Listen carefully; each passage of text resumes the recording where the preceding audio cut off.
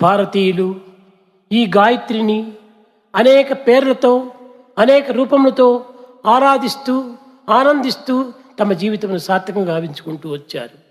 பாரதியர்கள் இந்த காயத்ரியை அநேக பெயர்களுடன் அநேக ரூபங்களாக ஆராதித்து ஆனந்தமடைந்து தம் வாழ்க்கையை மேன்மையடையச் செய்து கொண்டு வந்தனர்.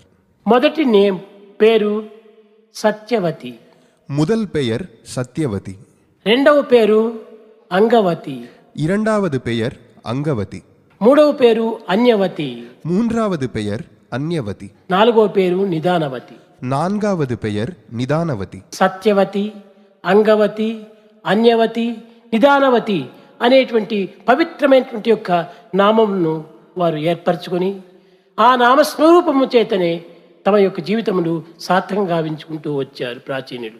சத்யவதி, அங்கவதி, அன்யவதி, நிதானவதி எனும் பவித்திரமான பெயர்களை இட்டு அந்த நாமஸ்வரூபங்களின் மூலமாகவே தங்கள் வாழ்க்கையை மேன்மையடையச் செய்து கொண்டு வந்தனர் பண்டைய பாரதியர்கள்.